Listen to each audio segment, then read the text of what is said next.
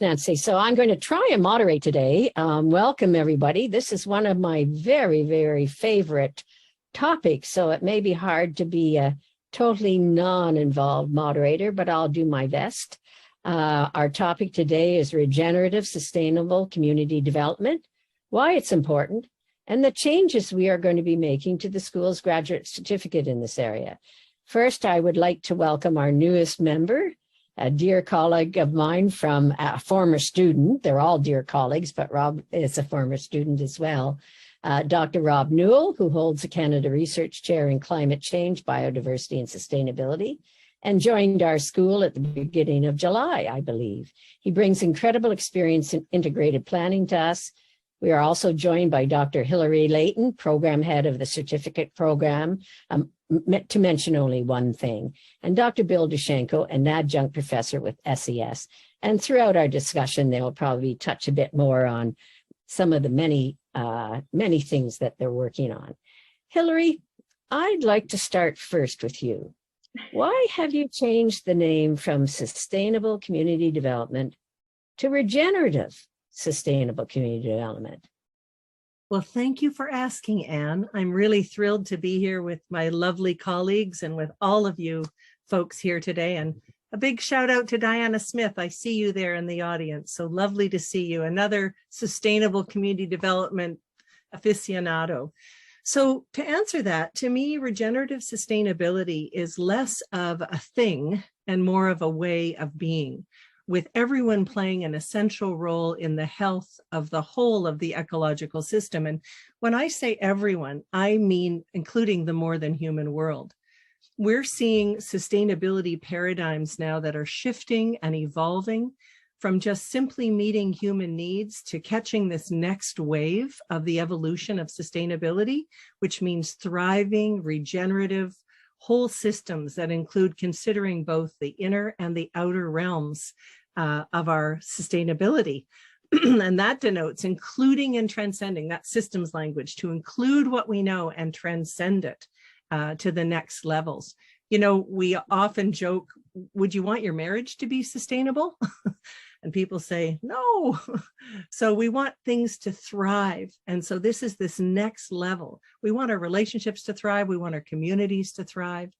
And based on a holistic, regenerative, sustainable approach, this means integrating recent science, culturally diverse ways of being and knowing, the physical, biophysical, and psychological health of the whole.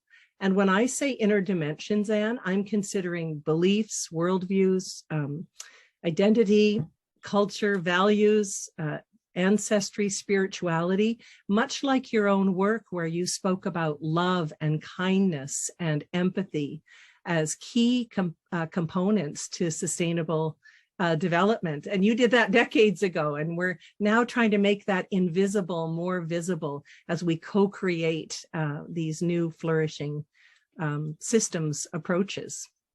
So but maybe you'd like to say something about your research that was life-furthering in terms of resilient communities.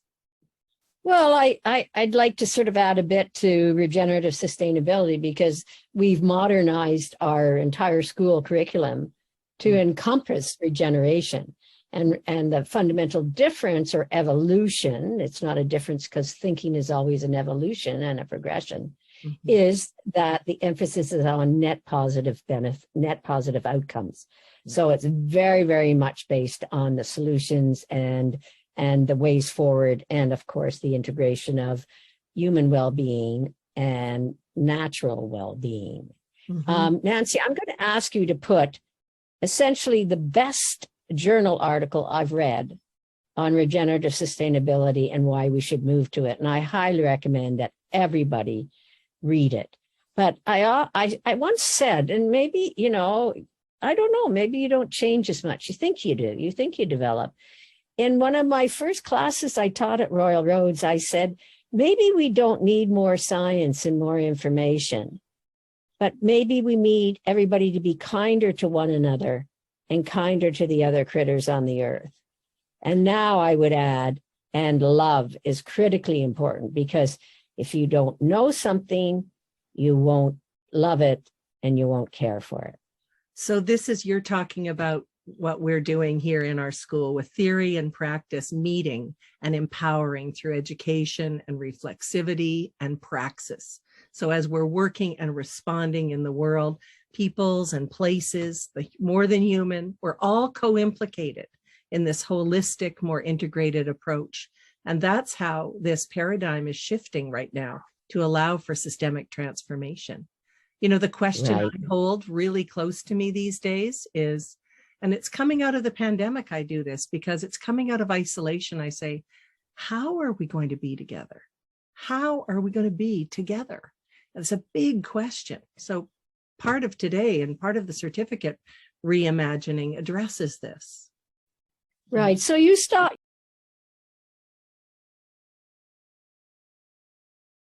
However, I do think that people do feel disempowered to some degree, Anne, from what I've been hearing from my students and from different community groups that I'm part of, where there doesn't seem to be an idea that anything makes a difference. And I think that is that disenchantment that you're talking about, Rob.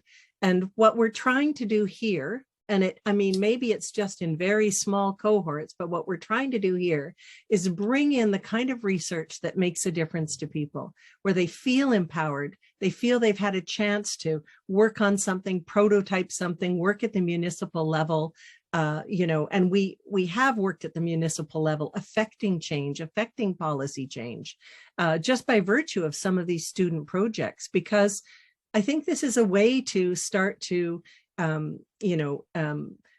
elevate our interest in what happens around us, what happens in our communities, and how we can more fully participate. And I love your approach, Rob, because that's when people get really juiced. They've done something, they've prototyped something, and now they say, wow, this worked, or this worked in this way, and we can take it further in this way and bring it into our municipality or bring it into our local community. So that's why that second course in this GC is a case study. It's actually doing something that's real and live and on the ground. It's not just looking at something that happened before and saying, did it or didn't it work?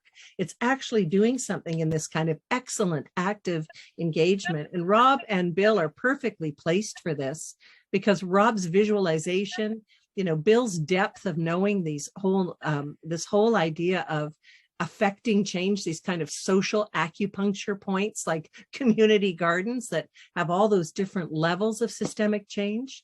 I mean, that's why we've been redesigning this certificate in this way. Anyways, I won't take up all the time, but go ahead, Rob.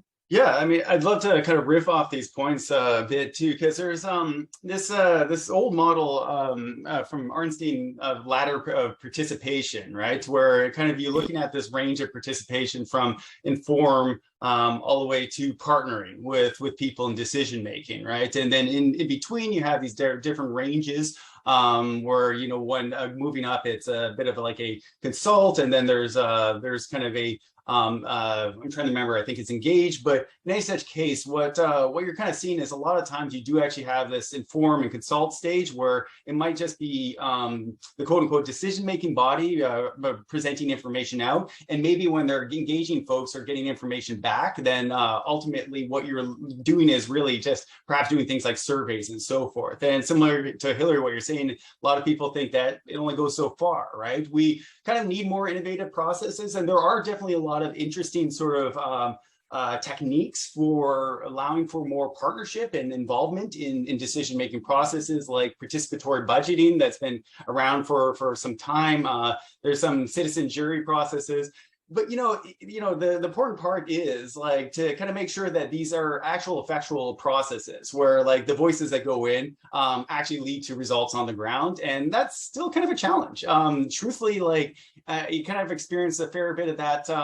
Maybe that wall and that frustration in participatory action research, where I'm like desperately want my research to be useful and implemented in the world, but it is actually hard to close that gap between research and practice, right? Because when you actually get boots on the ground, or when the rubber hits the road sort of thing, that's where things are high risk. So, you can kind of get the knowledge there, but does it get implemented? It's hard to say.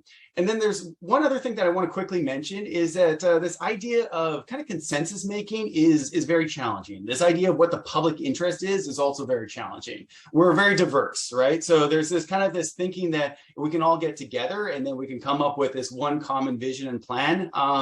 It's you know, it's still worthwhile to have these conversations, but it's also worthwhile to note that there are going to be different perspectives. We talked about this idea of, you know, things that spoil our view shed. Those could be offshore wind turbines. So it's going to be a constant ongoing process. There's no like ideal stopping point. Sustainable development and regenerative sustainable development in that paper too kind of discusses these things as more flux of systems rather than like an end state. So, and kind of like negotiating diverse publics and public interests around it.